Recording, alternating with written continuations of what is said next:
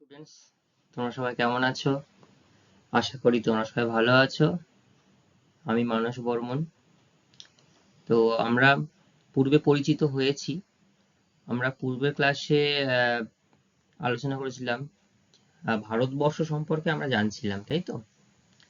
তো তোমাদের অনেকেরই মনে আছে যে ভারতবর্ষের আমরা প্রথম যে অংশটা পড়েছিলাম সেটা হচ্ছে যে ভারতবর্ষের প্রশাসনিক বিভিন্ন যে দিকগুলো আছে, বা ধরো যেগুলো রাজনৈতিক যে অংশগুলো আছে, সেগুলোই আমরা জেনেছিলাম বা বুঝেছিলাম। এবং তার থেকেও কিছু গুরুত্বপূর্ণ কিছু প্রশ্ন আমি তোমাদের সামনে রেখেছিলাম। তোমরা এগুলো খুব ভালো করে জেনেছো, বুঝেছো, ঠিক আছে? তো আমরা যেহেতু রাজনৈতিক অংশটা, ভারতবর্ষের প্রশাসনিক যে অংশ, যেটা আমরা জেনেছিলাম যে ভারতবর্ষের বিভিন্ন রাজ্য এবং তার রাজধানীর নাম, বা বিভিন্ন কেন্দ্রশাসিত অঞ্চল বা কোন রাজ্য কিভাবে গঠিত হয়েছে, ভারতবর্ষের বিস্তার কতখানি, সেগুলো আমরা জেনেছিলাম।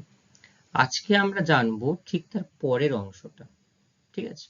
অর্থাৎ রাজনৈতিক পার্ট যখনই হয়ে গেল বা প্রশাসনিক পার্ট যখনই আমাদের হয়ে গেল, আমরা তার পরের অংশটা জানবো। তো কি জানবো দেখি আস্তে আস্তে আমরা দেখে জানার চেষ্টা করি।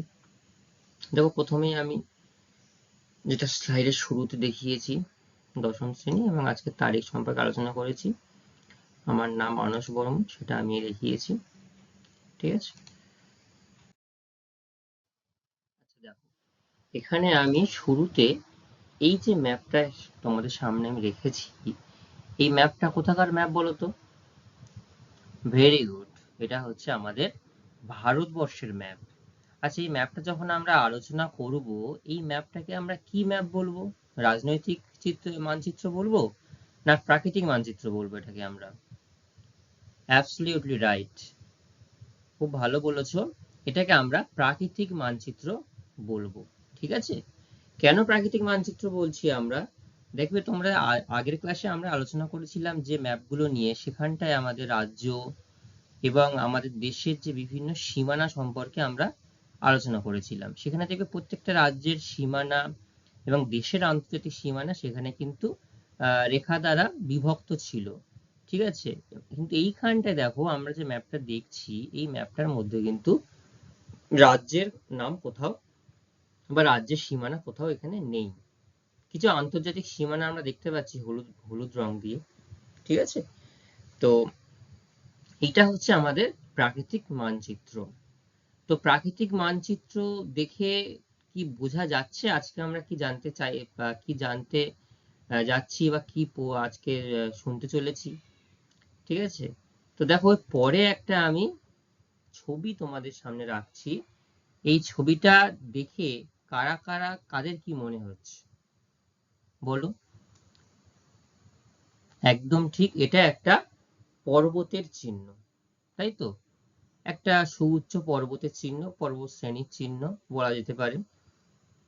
তো এইটা, এই চিত্রটা কোন পর্বতের সেটা কেউ বলতে পারবে? আচ্ছা, আমি বলে দিচ্ছি।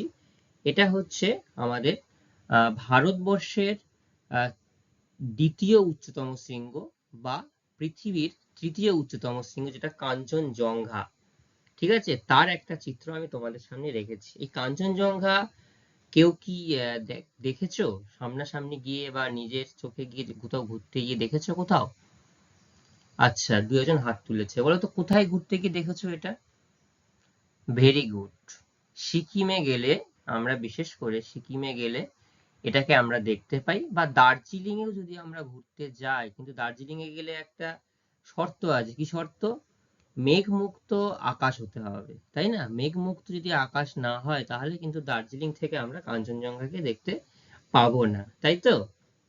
আচ্ছা, তো এইটা দেখে একটু তোমাদের ধারণা দিচ্ছি যে আজকে আমরা কি জানতে চলেছি। তো আজকে আমরা ভারতবর্ষের প্রাকৃতিক অংশ, অর্থাৎ এই যে কোথায় কোন পাহাড় আছে, কোথায় কোন পর্বত আছে, আমরা এইগুলোকে জানবো এবং বুঝবো, ঠিক আছে? তো আমাদের আজকের টপিক কি হচ্ছে? আমাদের প্রিয় ভারতবর্ষের প্রাকৃতিক পরিবেশ এবং তার ভূপ্রকৃতি, ঠিক আছে? আচ্ছা, পরবর্তী, আচ্ছা দেখো এইখানটাতে তাহলে আমরা ভারতবর্ষের ভূপ্রকৃতি সম্পর্কে জানবো। তো প্রথমেই আমাদের ভারতবর্ষের ভূপ্রকৃতি সম্পর্কে জানতে গেলে আমাদের দেখতে হবে যে ভারতবর্ষের ভূপ্রকৃতিক যে শ্রেণী বিভাগ, অর্থাৎ এই ভূপ্রাকৃতিক একটা বিরাট বড় ভারতবর্ষ। তো তো এটাকে একটা অংশ নয়। তোমরা এখানে প্রত্যেকেই দেখে জানো যে ভারতবর্ষের উত্তর প্রান্তে যেমন আমাদের হিমালয়ের পর্বতমালা রয়েছে, আবার দক্ষিণ প্রান্তে সেরকমই ভারত মহাসাগর, বঙ্গোপসাগর এটি লক্ষ্য করা যায়। অর্থাৎ পর্বত যেমন একদম সুউচ্চ অংশে রয়েছে, আবার সাগরও একদম পুরো নিম্নতম অংশে দেখতে পাই আমরা। তবে এই ভারতবর্ষ এত বড় একটা দেশ, এটাকে ভারতবর্ষ সপ্তম বৃহত্তম দেশ জানি আমরা এটাকে। ঠিক আছে, তো এটাকে নিশ্চয়ই এর একটা অংশ থাকতে পারে না।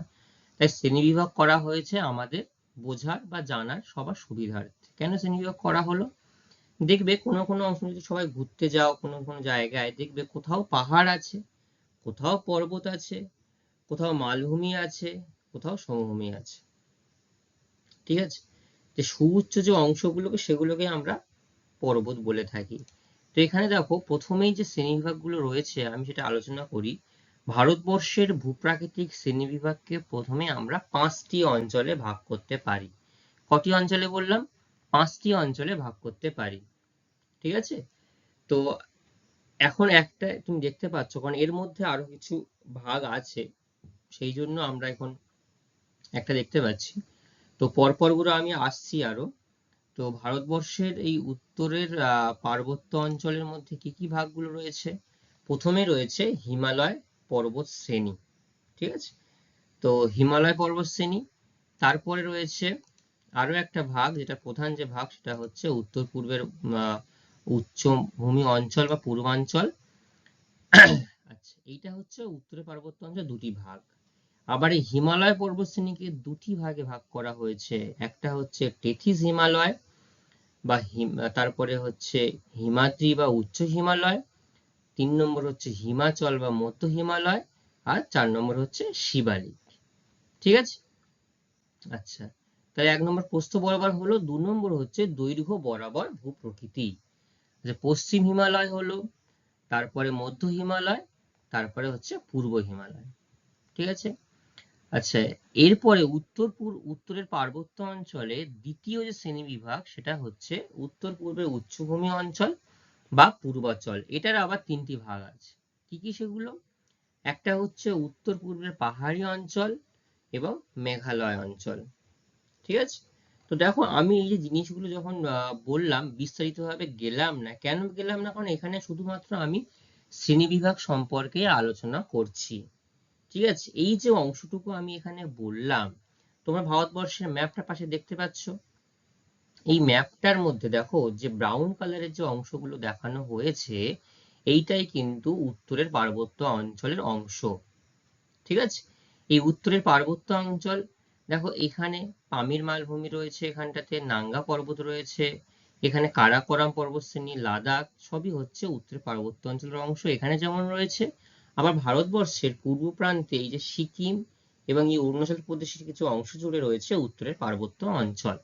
ঠিক আছে, আচ্ছা, এরপরে 2 নম্বরে আছে ভারতবর্ষের যে শ্রেণীবিভাগের ভূপ্রকৃতি শ্রেণীবিভাগে 2 নম্বরে হচ্ছে বৃহৎ সমভূমি অঞ্চল। এই যে হলুদ রঙের যে অংশটা দেখতে পাচ্ছ ম্যাপের মধ্যে, এটা হচ্ছে ভারতবর্ষের বৃহৎ সমভূমি অঞ্চলের অন্তর্গত। এর মধ্যে আমাদের পশ্চিমবঙ্গ পড়ছে। দেখো পশ্চিমবঙ্গের বেশিরভাগ জায়গায় কিন্তু সমভূমি অংশের মধ্যে পড়ে। ঠিক আছে, আচ্ছা, 3 নম্বর হচ্ছে উপদ্বীপীয় মালভূমি অঞ্চল। উপদ্বীপীয় মালভূমি অঞ্চল কোনটা? দেখো সবুজ রঙের যে অংশটা আমরা দেখতে পাচ্ছি, এই যে সবুজ রঙের অংশটা, এইটা কিন্তু ভারতবর্ষের একদম মধ্য প্রান্তে অবস্থান করছে এবং এইখানটাতেই ভারতবর্ষের মালভূমি, ঠিক আছে, উপদ্বীপীয় যে মালভূমি, সেই উপদ্বীপীয় মালভূমিটা এই অংশে অবস্থান করছে। ঠিক আছে, এরপর হচ্ছে উপকূলীয় সমভূমি অঞ্চল। উপকূলীয় সমভূমি অঞ্চল কোনটা? দেখো এই যে আমরা এখানটায় জানি যে এখানটায় সাগর রয়েছে, ভারত মহাসাগর, এখানে বঙ্গোপসাগর লক্ষ্য করছি আমরা, দেখতে পাই। তো এই যে উপকূল, মহাসাগরের উপকূল অংশ জুড়ে যে অংশগুলো লক্ষ্য করা যাচ্ছে স্কাই কালারের, এইটাকে আমরা বলবো উপকূলীয় সমভূমি অঞ্চল। ঠিক আছে, বোঝা যাচ্ছে স্টুডেন্টস? যদি কারোর কোথাও বুঝতে সমস্যা হয় আমাকে জানাবে, হাত তুলবে বা আমাকে বলবে, আমি সেখানে তোমাদেরকে আরো একবার করে বুঝিয়ে দেবো। ঠিক আছে? আচ্ছা, লাস্ট যে অংশটা তার নাম হচ্ছে দ্বীপ অঞ্চল। দ্বীপ কোনগুলো? যেগুলো মূল ভূখণ্ড থেকে পৃথক করে রেখেছে, অর্থাৎ সাগর বা কোনো জল চারদিকে জল দ্বারা বেষ্টিত হয়ে রয়েছে, সেটাকে আমরা দ্বীপ বলছি। তো আমাদের প্রধান যে দুটি দ্বীপ অংশ রয়েছে, একটা হচ্ছে আমাদের আন্দামান নিকোবর দ্বীপপুঞ্জ আর একটা হচ্ছে লাক্ষাদ্বীপ। ঠিক আছে? তাহলে এই হচ্ছে আমাদের ভারতবর্ষের যে ভূপ্রকৃতির, এই ভূপ্রকৃতির অংশটাকে আমরা প্রধানত 5টি ভাগে ভাগ করছি, তাই তো? আচ্ছা, তোমরা সবাই বুঝতে পেরেছো? ঠিক আছে, এরপরে আমরা পরবর্তী অংশে যাব।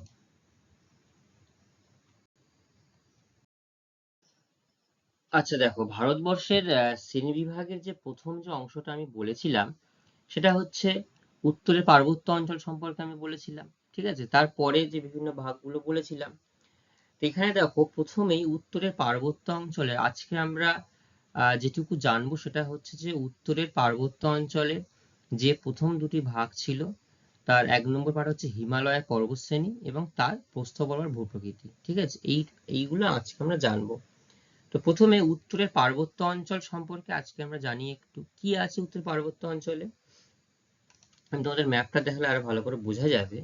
দেখো, এই যে উত্তরের পার্বত্য অঞ্চল কোন অংশটুকুর জুড়ে বিস্তৃত রয়েছে, এখানটা দেখো দুটো অংশ লক্ষ্য করা যাচ্ছে। ঠিক আছে?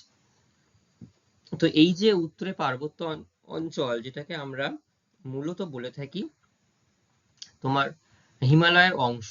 ঠিক আছে? তো এই যে অংশটুকু, এটা কোথা থেকে কোথায় বিস্তৃত হয়েছে? এটি হচ্ছে ভারতবর্ষের উচ্চতম এবং নবীন একটা ভঙ্গিল পার্বত্য অঞ্চল। ঠিক আছে? এর উত্তরে তিব্বত মালভূমি, দেখো সোজা দেখা যাচ্ছে চায়না বা তিব্বত। এই উত্তরে তিব্বত মালভূমি থেকে দক্ষিণে হচ্ছে বৃহৎ সমভূমি, অর্থাৎ ভারতবর্ষের যে সমভূমির ঠিক তার উপরের অংশ, উত্তরের অংশ, এইটুকু তার বিস্তৃতি উত্তর দক্ষিণে। আচ্ছা, পূর্ব পশ্চিমে কেমন বিস্তৃতি হয়েছে? পূর্ব পশ্চিমে তার বিস্তৃতি হয়েছে তোমার এখানে পশ্চিমে দেখো এই যে অংশটুকু, যেটা লাল একটা অংশ দেখা যাচ্ছে, নাঙ্গা পর্বত, ওয়েস্টার্ন অংশ। ঠিক আছে? এই নাঙ্গা পর্বত থেকে বিস্তৃত হয়ে চলে গেছে অরুণাচল প্রদেশ পূর্ব প্রান্ত, যার নাম হচ্ছে নামচা বারোয়া। ঠিক আছে? অর্থাৎ এই নাঙ্গা পর্বত থেকে এটা দেখো একদম পুরো চাঁদ অর্ধচন্দ্রাকৃতি যেমন হয় সেরকম অর্ধচন্দ্রাকৃতির মতো বাঁক নিয়ে, এবং বেশিরভাগ অংশটা তিব্বতের খানিকটা মধ্যে দিয়েই চলে গেছে, গিয়ে নামচা বারোয়া পর্যন্ত বিস্তৃত হয়েছে। ঠিক আছে? তাহলে এইটা হচ্ছে আমাদের উত্তরের পার্বত্য অঞ্চলের বিস্তৃতি। কতটার বিস্তৃতি? 2400 কিলোমিটার এর বিস্তৃতি। অর্থাৎ এই নাঙ্গা পর্বত থেকে নামচা বারোয়া পর্যন্ত এখানকার অংশের দৈর্ঘ্য হচ্ছে 2400 কিলোমিটার প্রায়। ঠিক আছে? আর উত্তর দক্ষিণের প্রস্থ কত হচ্ছে? প্রায় 200 থেকে 500 কিলোমিটার। অর্থাৎ কোথাও 200 কিলোমিটার হতে পারে, আবার কোথাও অনেকটা চওড়া হয়ে গিয়ে 500 কিলোমিটার পর্যন্ত লক্ষ্য করা যায়। সেই জন্য 200 থেকে 500 কিলোমিটার পর্যন্ত বলা হয়েছে। ঠিক আছে? আচ্ছা, এরপরে দেখো আমাদের যে অংশগুলো আছে, হিমালয় পর্বতের যে হিমালয় পর্বতশ্রেণী রয়েছে, সেই হিমালয় পর্বতশ্রেণীর যে অংশ, তার প্রথম ভাগ হচ্ছে প্রস্থ বরাবর ভূপ্রকৃতি, আর একটা ছিল দৈর্ঘ্য বরাবর ভূপ্রকৃতি। তো এই হিমালয় পর্বতশ্রেণীর প্রস্থ বরাবর ভূপ্রকৃতিকে আমরা আবার 4টি ভাগে ভাগ করছি। ঠিক আছে? ভাগ করা হয়েছে 4টি ভাগে। 1 নম্বর হচ্ছে টেথিস হিমালয়, সেটা আমরা জানবো। হিমালয় সম্পর্কে জানবো, হিমাচল বা মধ্য হিমালয় সম্পর্কে জানবো, এবং শিবালিক এই সম্পর্কে আমরা জানবো। আচ্ছা, পরবর্তী অংশে যাই আমরা। দেখো, পরবর্তী অংশে প্রথমে যে ভাগটা আমি বলেছি টেথিস হিমালয়, সেই টেথিস হিমালয়কে এখানে দেখানো হয়েছে। ঠিক আছে? তো এই যে টেথিস হিমালয় কিভাবে এর উৎপত্তি হলো, কিভাবে হলো, সেখানটা আমরা দেখব। তো টেথিস হিমালয় কোন অংশে রয়েছে? টেথিস হিমালয়টা আমরা শুরুতেই দেখলাম ম্যাপের মধ্যে একদম জম্মু কাশ্মীর যে রাজ্যটুকু রয়েছে এবং লাদাখের বেশিরভাগ অংশটুকু রয়েছে, এবং বেশিরভাগ অংশ তিব্বত মালভূমির মধ্যে দিয়ে বিস্তৃত হয়েছে বলে এটাকে আমরা তিব্বত মালভূমিও বলতে পারি। ঠিক আছে?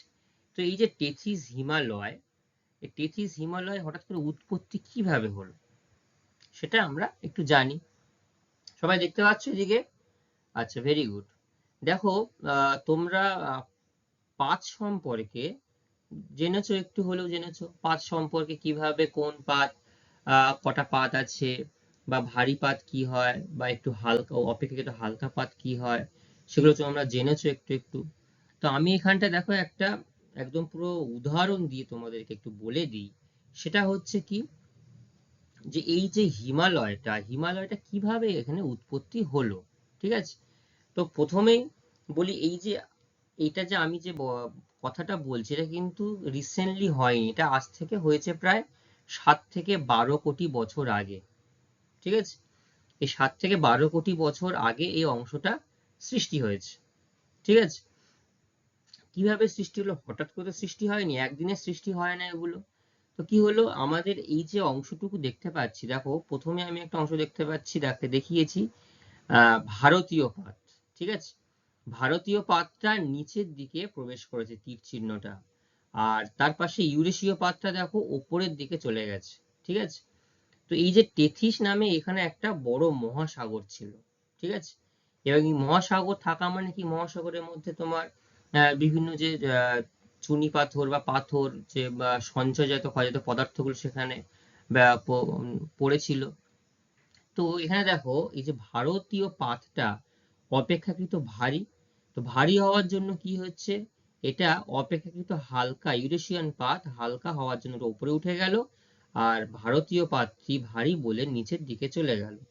চলে যাওয়ার ফলে কি হলো, এইখানে দুটো পাত যখন সংঘর্ষ করছে, ঠিক আছে, সংঘর্ষ হওয়ার ফলে পার্শ্বচাপ হচ্ছে, এবং এই যে টেথিস সাগরে সঞ্চিত পলিরাশি ভাঁজ পড়েছে, ভাঁজ পড়ে উঠে গিয়ে ধীরে ধীরে ধীরে ধীরে এই যে নবীন ভঙ্গিল পর্বতমালার সৃষ্টি হয়েছে। হিমালয় কিন্তু একটা নবীন ভঙ্গিল পর্বতমালার উদাহরণ, কারণ এইখানকার ক্ষয় কাজ বা সঞ্চয় কাজ এখনো চলছে, সেই জন্য এটাকে আমরা বলতে পারি নবীন ভঙ্গিল পর্বতমালা। ঠিক আছে, বোঝা গেল? তো এই যে অংশটুকু, এই যে হিমালয় টেথিস সাগরের একটা অংশ ছিল, সেখানে একটা হিমালয় পর্বত সৃষ্টি হয়েছে।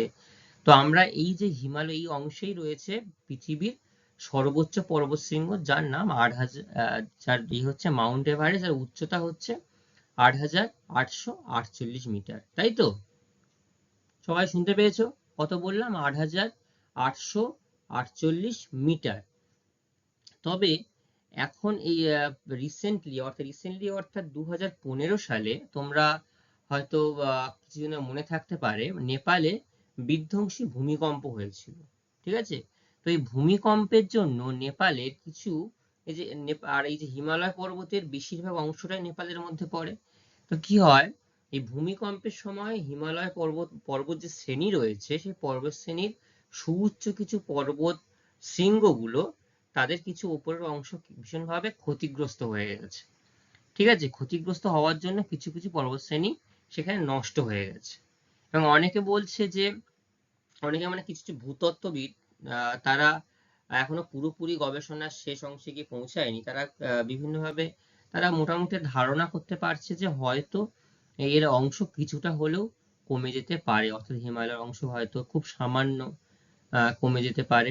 কিন্তু আবার যেহেতু এটা নবীন ভঙ্গিল পর্বতের উদাহরণ, এর সবসময় কার্য চলছে, তো এটা আবার পূর্বের যে উচ্চতা বললাম, সেটাতে আবার আমরা পৌঁছে যেতে পারে, বা তার বেশিও অংশ হতে পারে। ঠিক আছে, যে অংশটুকু বলা হচ্ছে যে কমে যেতে পারে, সেটা কিন্তু সবটাই অনুমানের উপর ভিত্তি করে বলা হয়েছে। এখনো সেরকম ভাবে কোনো সুনির্দিষ্ট মতামত এখনো পাওয়া যায়নি। ঠিক আছে, আচ্ছা, এরপরে যে অংশটুকু আছে টেথিস হিমালয়ের, এই টেথিস হিমালয় আমরা বললাম যে কিভাবে সৃষ্টি হয়েছে।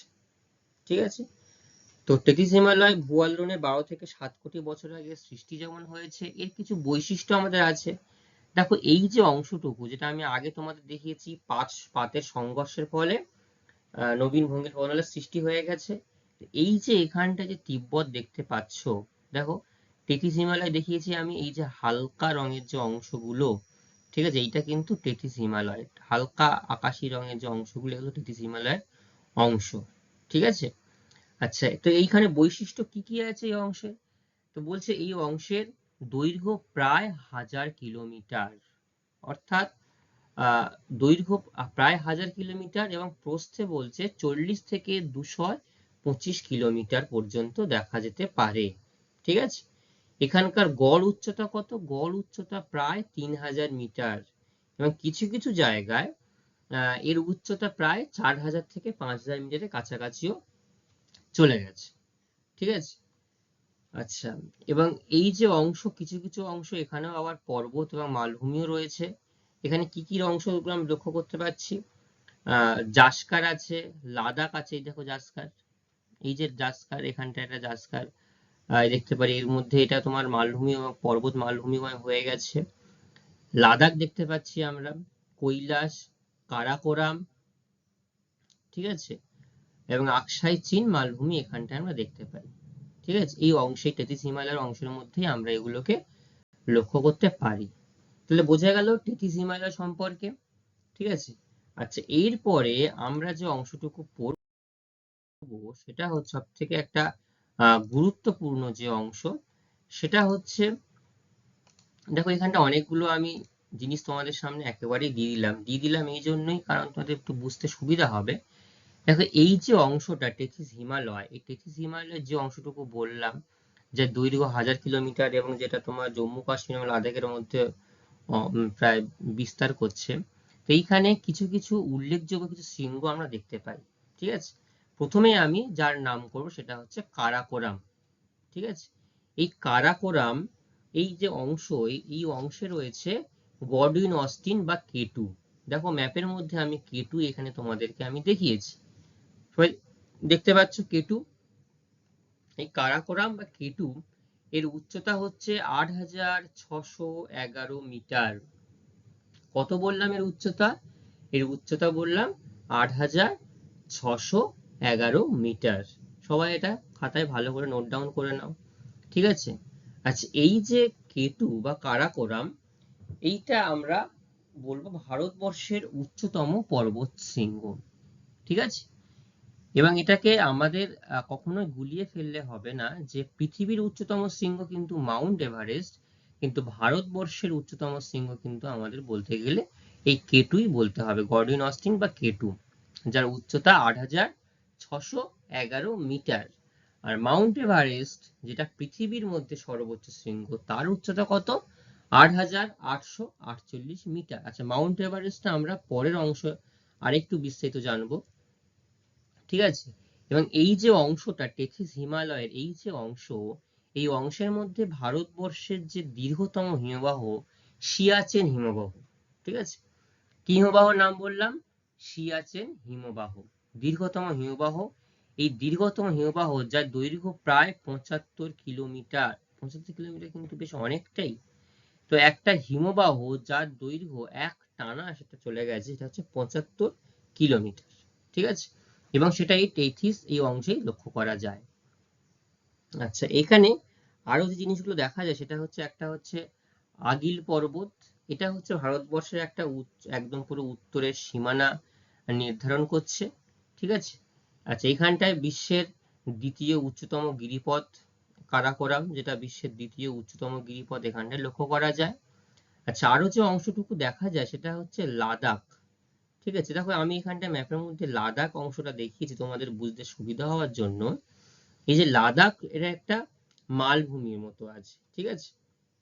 তো এইখানকার প্রায় উচ্চতা প্রায় আমরা বলতে পারি 5300 মিটার পর্যন্ত, আর এটাকে আমরা পর্বত বেষ্টিত মালভূমি হিসেবে চিহ্নিত করেছি, ঠিক আছে। তো এইখানটা একটা মালভূমির অংশ দেখা যায়, সেটা লাদাখ মালভূমি, যার উচ্চতা প্রায় 5300 এবং এটাকে পর্বত বেষ্টিত মালভূমি নামে আমরা চিহ্নিত করতে পেরেছি। তাহলে এই গেল আমাদের টেথিস হিমালয়ের একটা অংশ, ঠিক আছে। আচ্ছা, এইখানটায় দেখো ম্যাপের মধ্যে আমি যেমন তোমাদেরকে কেটু কোথায় অবস্থান করছে সেটা যেমন দেখিয়েছি, মাউন্ট এভারেস্ট দেখিয়েছি, এর পাশে দেখো একটা যে সুন্দর ছবিটা তোমরা দেখতে পাচ্ছ একদম সাদা তুষারে ঢাকা রয়েছে, এইটা হচ্ছে আমাদের এই কেটু মাউন্টেন বা গডিনস বা কেটু, তার সর্বোচ্চ শৃঙ্গ। এখানটায় আমি ছবিটার মাধ্যমে তোমাদেরকে দেখানোর চেষ্টা করেছি। যার উচ্চতা কত বলেছিলাম, 8,611 মিটার। এবং যদি আমরা এর কাছাকাছি বা কোনো অংশে দেখতে যেতে পারি, কাশ্মীর কোনো জায়গায় গেলে, তো দেখো এত সুন্দর প্রাকৃতিক দৃশ্য, মানে শুধু ছবিটা দেখে আমরা বুঝতে পারছি এত সুন্দর প্রাকৃতিক দৃশ্য, আমরা কিন্তু মানে গেলেই একটা দারুণ একটা মনোরম পরিবেশ, মানে আমাদের মনটাকে ভীষণভাবে যেন খুশি করে দেয়, তাই না? আচ্ছা, তো আমি একটু তোমাদেরকে একটু জিজ্ঞাসা করি, দেখি কে বলতে পারে। আচ্ছা বলো তো, ভারতবর্ষের উচ্চতম শৃঙ্গের নাম তাহলে কি বললাম? হ্যাঁ, গডউইন অস্টিন বা K2 আমরা বলতে পারি, তাই তো? আচ্ছা, কেউ একটু আমাকে বলো যে এর উচ্চতা কত? ভেরি গুড, এর উচ্চতা হচ্ছে 8,611 মিটার। বাহ। আচ্ছা, এই অংশে একটা হিমবাহ দেখা যায়, সেই হিমবাহটার নাম কি বলতো? সিয়াচেন হিমবাহ। আচ্ছা, আচ্ছা এর দৈর্ঘ্য কত বললাম আমি? এর দৈর্ঘ্য হচ্ছে প্রায় 75 কিলোমিটার, তাই তো? বাহ, ভেরি গুড।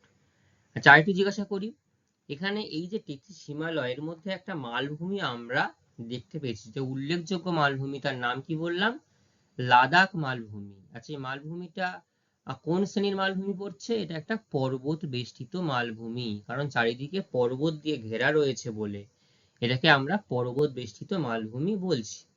আচ্ছা, এখানকার গড় উচ্চতা কত? প্রায় প্রায় 5,300 মিটার, তাই তো? আচ্ছা, ঠিক আছে। এর পরের যে অংশটা সেটা হচ্ছে হিমাদ্রি, হিমগিরি বা উচ্চ হিমালয়, ঠিক আছে? যেটা আমরা আমাদের সবসময় যেটা আমরা মনে রাখি সেটা হচ্ছে এই হিমাদ্রি বা উচ্চ হিমালয়। তো এর অবস্থানটা কেমন হচ্ছে? আমরা যেটা পড়েছিলাম একদম শুরুতেই পড়লাম যে 33 হিমালয় পড়েছিলাম, ঠিক এর পরেই আসছে উচ্চ হিমালয়। তাহলে 33 হিমালয়ের দক্ষিণে এবং হিমাচলের উত্তরে অবস্থান করছে, ঠিক আছে, এই যে অংশটা। এবং এখানটাতে কোন কোন রাজ্যে লক্ষ্য করা যাচ্ছে? জম্মু কাশ্মীরে রয়েছে, লাদাখে রয়েছে, হিমাচল প্রদেশ, উত্তরাখণ্ড, সিকিম এবং অরুণাচল প্রদেশে এই যে উচ্চ হিমালয়ের অংশটুকু আমরা লক্ষ্য করতে পারি। দেখো ম্যাপের মধ্যে এটা সহজেই আমরা দেখতে পাচ্ছি, মাউন্ট এভারেস্ট এই যে লেখাটা রয়েছে কাঞ্চনজঙ্ঘার নিচে, ঠিক তার উপরে দেখো মাউন্ট এভারেস্ট লক্ষ্য করতে পারছি। এই জায়গাটা কিন্তু এটা নেপালের মধ্যে পড়ছে। নেপালের মধ্যে যে অংশটা পড়ছে মাউন্ট এভারেস্ট, এটাই হচ্ছে পৃথিবীর উচ্চতম পর্বতশৃঙ্গ মাউন্ট এভারেস্ট, ঠিক আছে? আচ্ছা, এর উৎপত্তি কখন হলো? আচ্ছা, এর উৎপত্তি হয়েছিল ওই একই রকম ভাবেই, প্রায় আজ থেকে 12 কোটি বছর আগে, যখন 33 হিমালয়ের ঠিক যেভাবে উৎপত্তি হয়েছিল এটারও একই রকম ভাবে উৎপত্তি হয়েছিল, ঠিক আছে? আচ্ছা, এই অংশের বৈশিষ্ট্য কি কি রয়েছে? এটা হচ্ছে হিমালয়ের উচ্চতম অংশ, যার গড় উচ্চতা আমরা বলতে পারি 6,100 মিটার, ঠিক আছে? আচ্ছা, এইখানটা এটা কতদূর পর্যন্ত বিস্তৃত হয়েছে? এই হিমালয় অংশটুকু, দেখো এটাও ঠিক যেটা আমরা পূর্বে বলেছিলাম যে একদম এখানটাতে পশ্চিম দিকে নাঙ্গা পর্বত থেকে ঠিক শুরু হয়েছে, শুরু হয়ে গিয়ে পূর্ব দিকে চলে গেছিল অরুণাচল প্রদেশ, এবং সেই অংশের নাম কি ছিল? নামচা বারোয়া। এই যে অংশটুকু, এর দৈর্ঘ্য প্রায় 2,400 কিলোমিটার, ঠিক আছে? 2,400 কিলোমিটার যে অংশ, সেটা এই হিমালয়ের মধ্যেই পড়ছে। আচ্ছা, এখানটায় অসংখ্য তুষারাবৃত সুউচ্চ পর্বতশৃঙ্গ দেখা যায়, ঠিক আছে? তাহলে যত উচ্চে আমরা অবস্থান করি, আমরা দেখি যত উপরের দিকে উঠে তত ঠান্ডার পরিমাণ বাড়ে, এবং ঠান্ডার পরিমাণ বাড়ার জন্য পাহাড়ের উপরের দিকের অংশগুলো কিন্তু প্রায় বেশিরভাগ সময় বরফে ঢাকা থাকে এবং তুষারে ঢাকা থাকে, ঠিক আছে? এই যে অংশের উল্লেখযোগ্য কি কি শৃঙ্গ এখানে লক্ষ্য করা যায়, আমি আগে ওখানটা পড়াতে গিয়ে বা তোমাদের সঙ্গে আলোচনা করতে গিয়ে বলেছিলাম যে মাউন্ট এভারেস্ট। তো মাউন্ট এভারেস্ট দেখো এই যে ম্যাপের মধ্যে দেখিয়েছে, মাউন্ট এভারেস্ট যার উচ্চতম শৃঙ্গ পৃথিবীর, এর উচ্চতা হচ্ছে 8,848 মিটার, তাই তো? কত বললাম স্টুডেন্টস? 8,848 metre, very good. আচ্ছা, এই অংশেই আরো একটা যেটা রয়েছে সেটা হচ্ছে কাঞ্চনজঙ্ঘা। এই কাঞ্চনজঙ্ঘাটা কি? এটি হচ্ছে বিশ্বের তৃতীয় উচ্চতম পর্বতশৃঙ্গ এবং ভারতবর্ষের দ্বিতীয় উচ্চতম পর্বতশৃঙ্গ। ঠিক আছে। আচ্ছা, এর উচ্চতা কত? 8,586 কিলোমিটার হচ্ছে এই অংশের উচ্চতা। বোঝা গেল? আচ্ছা, এই যে কাঞ্চনজঙ্ঘা, কাঞ্চনজঙ্ঘার একটা ছবি আমি তোমাদের প্রথমেই কিন্তু দেখিয়েছিলাম, তাই না? যেটা বোঝানোর জন্য যে আজকে আমরা কি অংশ জানতে চলেছি। তো এই কাঞ্চনজঙ্ঘা আমি জাস্ট তোমাদেরকে একটু বলি। কাঞ্চনজঙ্ঘা দেখার সুযোগ আমার হয়েছে, প্রায় 2বার আমি দেখেছি নিজে চোখে গিয়ে, যখন দার্জিলিং এ ঘুরতে গেছিলাম। তো দার্জিলিং এ একটা ভিউ পয়েন্ট আছে, ঠিক আছে? সেই ভিউ পয়েন্ট থেকে কাঞ্চনজঙ্ঘাটাকে খুব সুন্দর দেখা যায়। তো প্রথমে ছবিটা দেখিয়েছিলাম, ছবিটা তোমাদের পরে আমি আরেকবার দেখাচ্ছি। সেখানে দেখবে বরফটা একদম পুরো সোনালী রঙের হয়ে গেছে। বরফ কি সোনালী রঙের হয়? হয় না তো। তাহলে ওখানটা কেন বলো তো বরফের রংটা সোনালী সোনালী? সূর্যের আলো যে রং, সেই রঙে কেন দেখাচ্ছে? একদমই ঠিক। সূর্যের যখন আলোটা ঠিক পাহাড়ের বা পর্বতের গায়ে গিয়ে যখন গিয়ে পড়ছে, ঠিকরে পড়ছে, তখন ওইখানটায় সোনালী আভার মতো অংশটুকু দেখা যাচ্ছে। ঠিক আছে। এবং ওই যে অংশ, একটা কি সুন্দর অংশ, কি সুন্দর মুহূর্ত বলতে পারি। দেখছি পাহাড়ের দিকে তাকিয়ে আছি, সাদা অংশ সাদা অংশ দেখা যাচ্ছে, একদম ভোরবেলা, তখন অন্ধকার। আস্তে আস্তে যখন সূর্যের উদয় হচ্ছে, তখন দেখতে পাচ্ছি যে ধীরে ধীরে ধীরে ধীরে পাহাড়টা আস্তে আস্তে সোনালী রঙের হয়ে উঠছে। মানে সেটা না দেখলে যেন ঠিক যেন পুরো গল্পে বলে ওঠা যায় না। তো এত সুন্দর জিনিসটা দেখতে লাগছিল। যদি তোমরা কেউ যাও, দেখবে, বা অনেক সময় ভিডিও থাকে, বিভিন্ন ভিডিও দেখে কোনটা আন্দাজ করা যায় কত সুন্দর একটা মুহূর্ত সেটা। ঠিক আছে। আচ্ছা, এই যে অংশ, এই অংশে এইখানে তোমার কাঞ্চনজঙ্ঘা, মাউন্ট এভারেস্ট ছাড়াও আরো কিছু কিছু অংশ যেগুলো দেখা যায়, সেটা হচ্ছে মাকালু দেখা যায়, অন্নপূর্ণা দেখা যায়, ধওলাগিরি দেখা যায়, কেদারনাথ দেখা যায়। দেখো, নন্দা দেবী দেখা যায়, নন্দা দেবী আমি এখানে দেখিয়েছি। আর হচ্ছে কেদারনাথ। কেদারনাথ হচ্ছে একটা অন্যতম একটা পীঠস্থান বলা যেতে পারে। এখানটাতে প্রতি বছর অনেক মানুষ এখানটায় নির্দিষ্ট উদ্দেশ্যে যায় এখানটাতে। ঠিক আছে। খুব সুন্দর জায়গা, এখানে যাওয়ার সৌভাগ্য সবার হয়ে ওঠে না।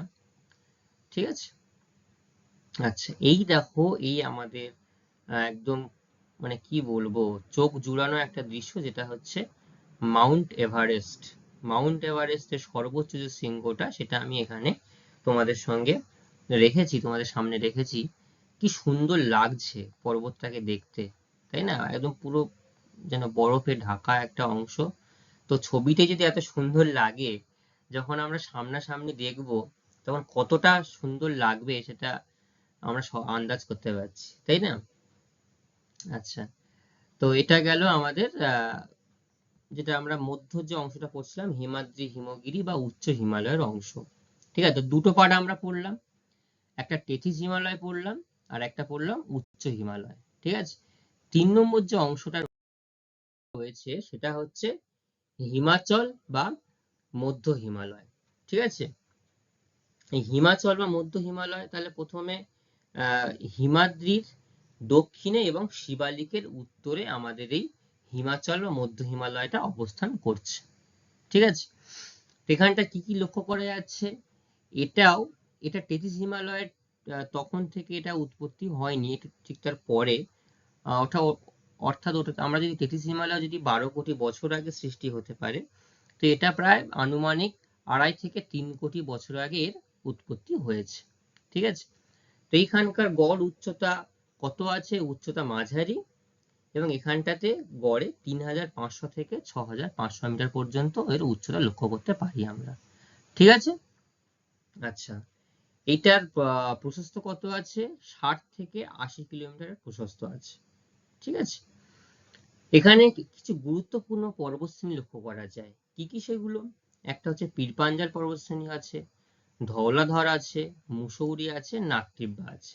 এই পর্বতশ্রেণীগুলো আমরা এখানটায় লক্ষ্য করতে পারি। এগুলো কিন্তু শর্ট প্রশ্ন হিসেবে খুব মনে রাখার জন্য তোমরা এইগুলো এখানে ভালো করে খাতায় নোট ডাউন করে নাও। কি কি আমরা এখানে দেখতে পাই? পীরপাঞ্জাল, ধওলাধর, মুসৌরি, নাকটিব্বা। ঠিক আছে। আচ্ছা, কিছু উপত্যকা আমরা এখানে লক্ষ্য করতে পারি। কি কি উপত্যকা আছে? শিবালিক ও হিমাচলের মাঝে বেশ খানিকটা সমান্তরাল এবং চওড়া উপত্যকা আছে, যেমন কাশ্মীর আছে, কুলু আছে এবং কাংড়া উপত্যকা আছে। ঠিক আছে। আচ্ছা, কিছু গিরিপথ লক্ষ্য করতে পারি আমরা। গিরিপথ মানে হচ্ছে যেটাকে এই যে বরফ বা পাহাড়ের মধ্যে দিয়ে যে অংশটা যেটা পাস হয়ে গেছে, চলে গেছে, একটা অংশ থেকে আরেকটা অংশে আমরা যেতে পারছি, বা একটা দেশ থেকে আরেকটা দেশে যেতে পারছি। ঠিক আছে, এটাকে আমরা গিরিপথ বলছি। তো এখানে দেখো কি কি আছে। পীর পাঞ্জাল একটা গিরিপথ, বানিহাল বা জহর টানেল, এটা হচ্ছে আবার এশিয়ার দীর্ঘতম সুড়ঙ্গ। ঠিক আছে, এই গিরিপথ মানে একটা অংশ থেকে আরেকটা অংশে যাতায়াত বা যোগাযোগের মাধ্যম হিসেবে আমরা এটাকে ব্যবহার করতে পারি। তাহলে এই গেল আমার 3 নম্বর অংশ। এরপরে আসছি আমি লাস্ট যে অংশ, তার নাম, সেটা হচ্ছে শিবালিক বা অবহিমালয়। ঠিক আছে, এইটা হচ্ছে যে প্রথমে আমরা যেটা বলছিলাম তার শেষ পার্ট হচ্ছে এইটা। ঠিক আছে, অর্থাৎ প্রথমে আমরা উত্তরে পার্বত্য অঞ্চলের যে অংশটুকু আমরা পড়ছিলাম, তার মধ্যে প্রস্থ বরাবর ভূপ্রকৃতি আমরা বলছিলাম। এই প্রস্থ বরাবর ভূপ্রকৃতির সর্বশেষ অংশ হচ্ছে এইটা, শিবালিক বা অবহিমালয়। ঠিক আছে। আচ্ছা, এতক্ষণ যা বললাম, কারোর কোনো বুঝতে কোনো অসুবিধা হচ্ছে? আচ্ছা, ভেরি গুড। যদি বুঝতে অসুবিধা হয় আমাকে হাত তুলে বা যেভাবে হোক আমাকে জিজ্ঞাসা করবে, আমি তোমাদেরকে আবার সেটা ভালো করে জানিয়ে দেবো। ঠিক আছে। আচ্ছা, সবাই খাতায় নোট ডাউন করছো? Very good.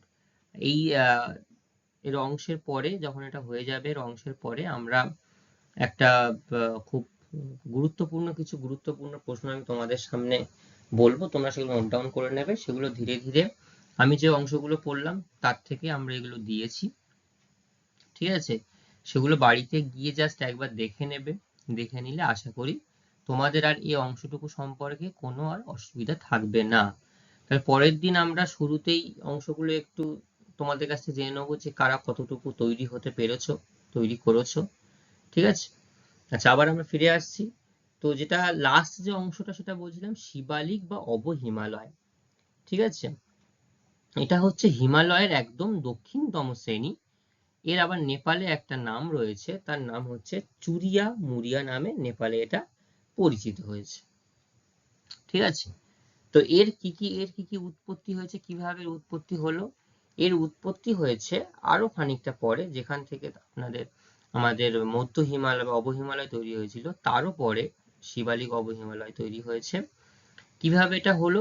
যে আমরা প্রথমে দেখলাম হিমাদ্রি, প্রথম যে দুটো অংশ হিমাদ্রি এবং হিমাচল, তার যে অংশগুলো যে হিমবাহগুলো রয়েছে এবং নদী রয়েছে, তাদের যে সঞ্চিত এবং ক্ষয়জাত যে পদার্থগুলো এক জায়গায় জমেছিল, এবং সেগুলো যখন তৃতীয়বার ভূ আলোড়ন হয়েছে, তৃতীয়বার ভূ আলোড়ন কেন বলছি, প্রথমেই শুরুতে হয়েছে তেথিস হিমালয়, আর হচ্ছে হিমাচল হিমালয়, তারপরে মধ্য হিমালয় হয়েছে একটা, প্রায় 2.5 থেকে 3 কোটি বছর আগে, তারপরে 3 নম্বর বার প্রায় 2 কোটি বছর আগে।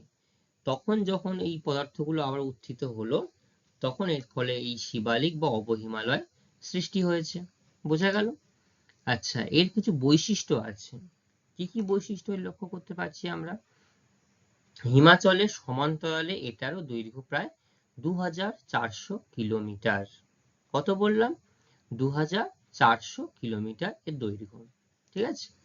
আচ্ছা, এটার মাঝে মাঝে খুবই সংকীর্ণ একটা উপত্যকা সংকীর্ণ অংশ লক্ষ্য করা যায়। সেটা হচ্ছে 15 থেকে 50 কিলোমিটার পর্যন্ত অংশ লক্ষ্য করা যায়। ঠিক আছে।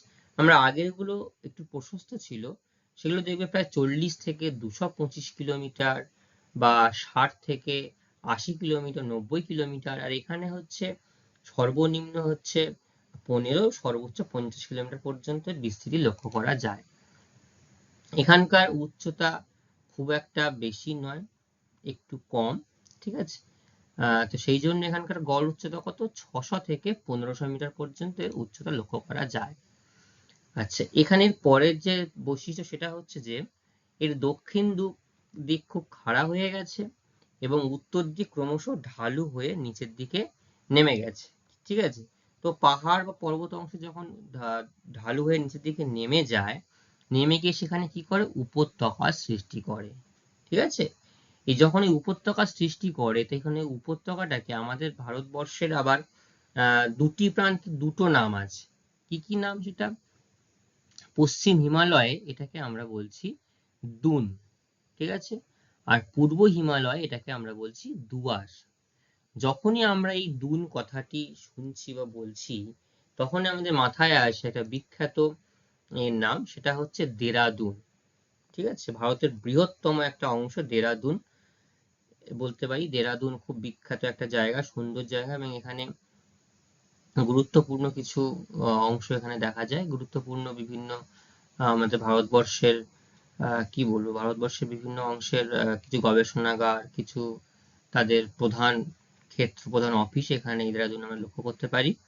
এছাড়াও এখানে আর কি কি উপত্যকা রয়েছে, কোটা, পাটলি, চুম্বি, এগুলো আমরা লক্ষ্য করতে পারি।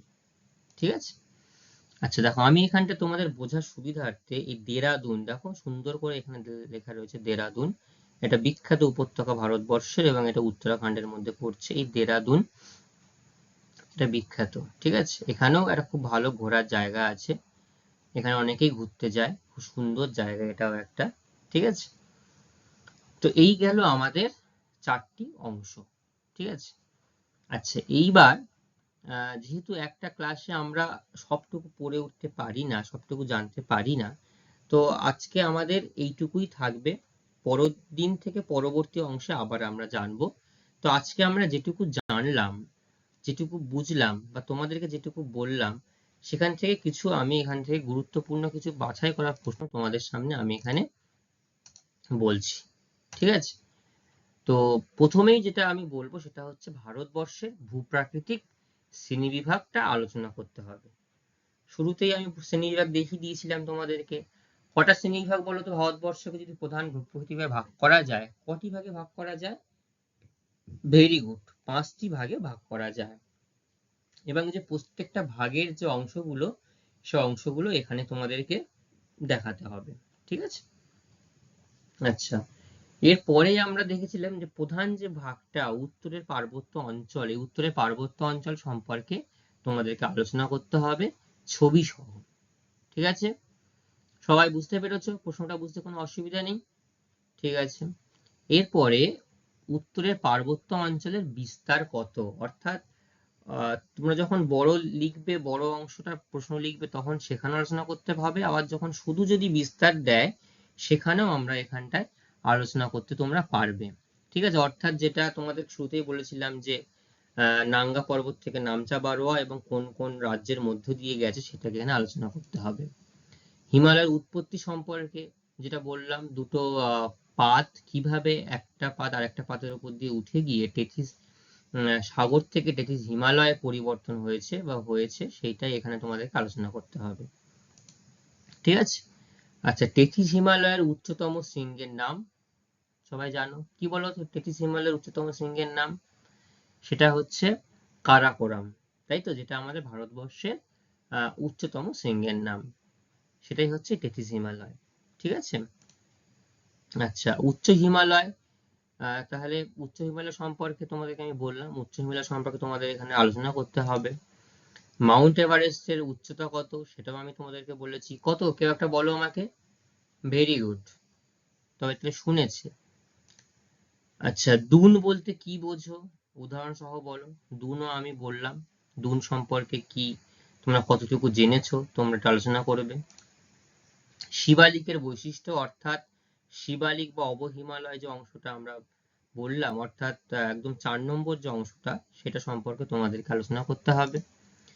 তারপরে এখানে সেটা শর্ট প্রশ্ন দিয়েছে, সেটা হচ্ছে বিশ্বের তৃতীয় উচ্চতম শৃঙ্গের নাম কি, সেটা তোমাদেরকে বলতে হবে। কি বলতো?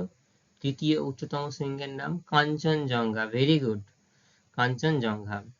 আচ্ছা এরপরে হচ্ছে টেথিস হিমালয়, এই টেথিস হিমালয়ের বৈশিষ্ট্যটা তোমাদেরকে বলতে হবে। আমি তোমাদেরকে বলে দিয়েছি, তোমরা অনেকে খাতায় নোট ডাউন করেছো। ঠিক আছে, তারপরে হচ্ছে মধ্য হিমালয়ের কয়েকটি উল্লেখযোগ্য পর্বতশৃঙ্গের নাম তোমাদেরকে আলোচনা করতে হবে।